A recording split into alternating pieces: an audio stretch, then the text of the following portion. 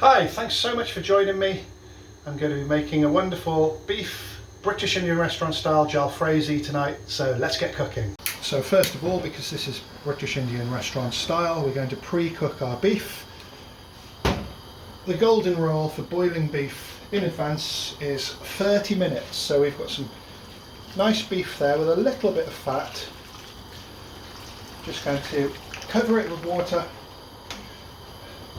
1 Tajpata, salt to taste, a little bit of Garam masala, just like a good pinch, a little bit of lime. Find the acidity just helps to break down proteins and our lamb will become really tender. Now if you're going to be a cheapskate, use turmeric, use a little bit of saffron.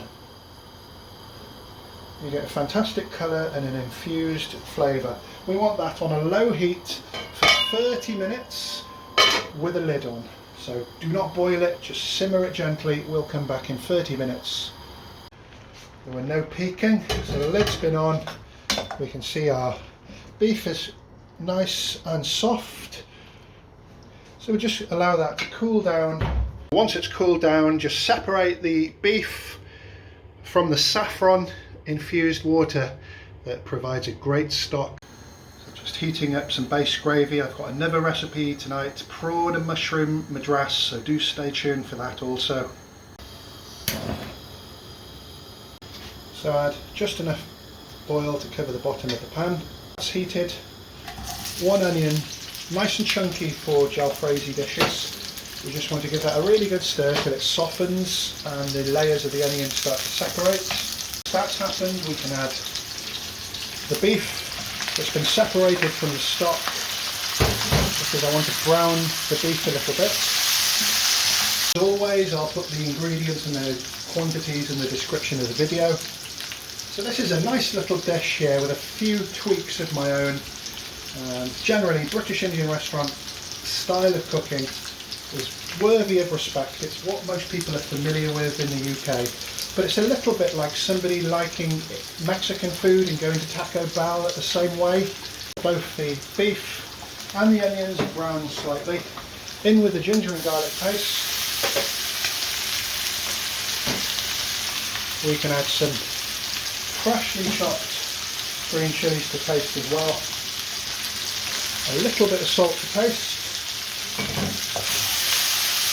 And just cut away the raw flavours of the ginger and garlic.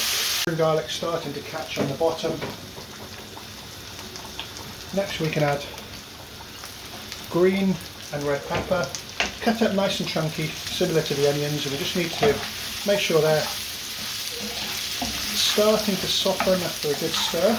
So we're going to add our spices. So we've got some Taste of India British Indian restaurant mix powder with a few splashes of oil on already. The trick is don't measure anything. Need about 1.5 tablespoons of that. Extra hot chili powder to taste, so I want this nice and spicy. And again, we've got just a touch of Mr. Naga pickle. We're going to put just a teaspoon in, and we're going to take advantage of this delicious beef and saffron infused stock. But we can take all that caramelisation from the bottom of the pan away, that will be scraped off with the moisture. Just give everything a good stir, let it come to a really good temperature and reduce it slightly. Starting to thicken the sauce now. It's been about 3 minutes. A little bit of blended tomatoes. I'm using passata. About a cup of passata. I want this nice and saucy. It's going to go with roti and rice. That's been about another 3 minutes. Now it's time to add some base gravy.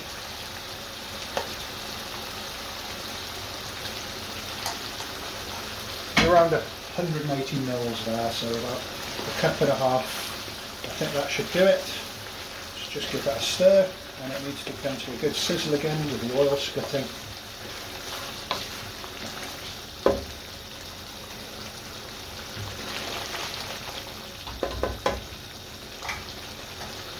If you're anything like me and cook so many different curries, You're forever cleaning up splashes. Simply put a lid on.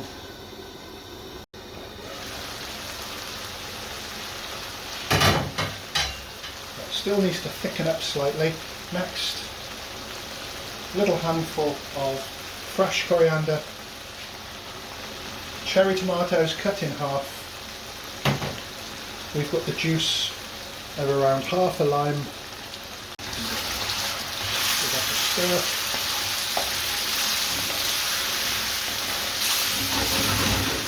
That's it. I like my curries to rest for a good 2-3 minutes. So how simple was that? Thank you very much for watching. Feel free to like, share and subscribe.